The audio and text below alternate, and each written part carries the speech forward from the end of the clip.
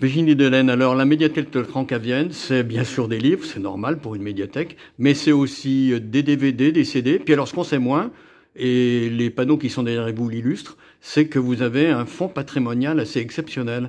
Parlez-nous-en un petit peu. Exactement, la médiathèque Le 30 possède un fonds patrimonial de 25 000 documents qui a été transmis après la Révolution française.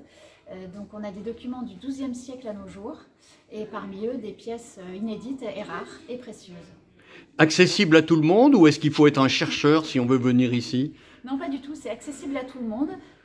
On consulte les documents par l'intermédiaire d'un bibliothécaire, on donne sa carte d'identité, on est dans une pièce réservée et fermée, bien sûr, parce qu'il faut un minimum de sécurité, mais c'est vraiment accessible à tout le monde. Et puis alors, si on veut préparer sa visite, on peut peut-être aller sur Internet pour voir un petit peu le répertoire de ce que vous possédez? Oui, voilà, sur le catalogue, les documents sont référencés, et puis il y a une personne, le responsable du fonds patrimonial est également à disposition des lecteurs pour les aider, les orienter dans leur recherche. Ultime question, qu'est-ce qui a inspiré la fabrication de ces kakémonos qui portent en fait sur la gastronomie viennoise et un petit peu tout ce qui tourne autour de la pyramide?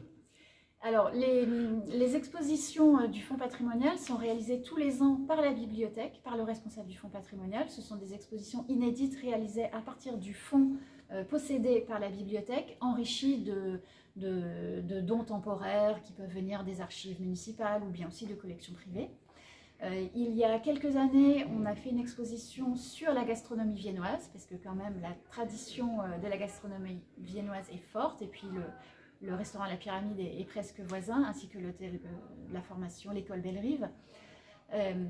Et donc cette exposition a été organisée il y a quelques années, je vous disais, et ensuite, comme elle a eu du succès, on l'a transcrite sur kakémono, donc c'est un travail de scénographie et d'écriture qui a été réalisé. Grâce au financement du département, on a pu imprimer et acheter ces kakémonos et ça va leur permettre de voyager dans les bibliothèques du territoire pour être vus par le maximum de monde possible.